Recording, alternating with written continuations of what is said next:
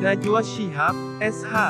LL.M., lahir tanggal 16 September tahun 1977, 1, adalah presenter, jurnalis, aktris, feminis, dan aktivis berkebangsaan Indonesia. Dia dikenal karena membintangi acaranya sendiri, yaitu Mata Najwa. Dia adalah putri kedua Quraisy Shihab, Menteri Agama Indonesia pada era Kabinet Pembangunan 7, dan keponakan dari politikus Alwi Shihab. Dia menikah dengan Ibrahim S.A. Segaf pada tahun 1997,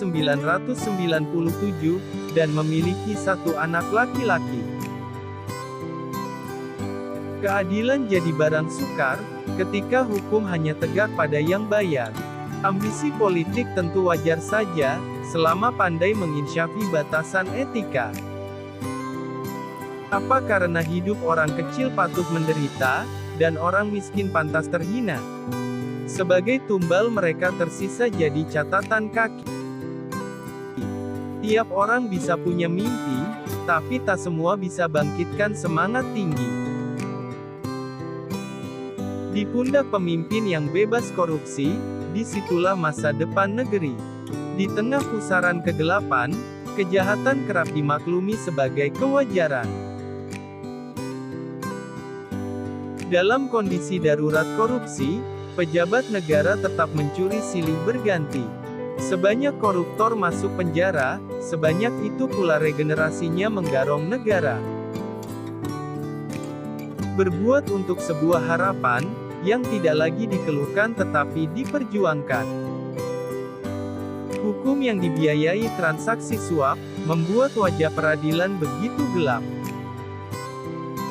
Dalam pengabdian memberi rasa aman, polisi menabung risiko kematian.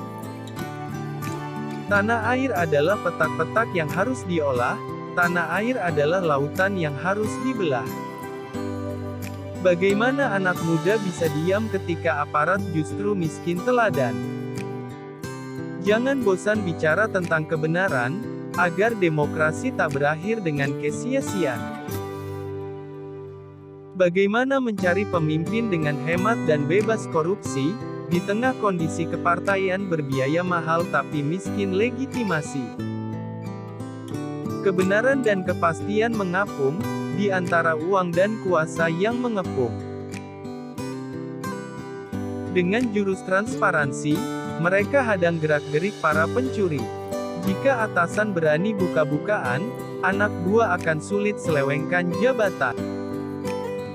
Saat ketidakadilan merajalela, keberanian menjadi berkah bagi semesta.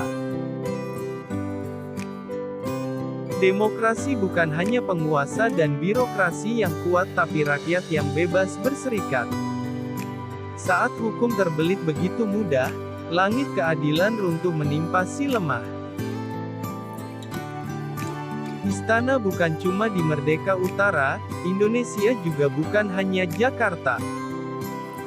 Mereka yang dipilih dengan suara, jangan berlagak lupa menggunakan mata dan telinga.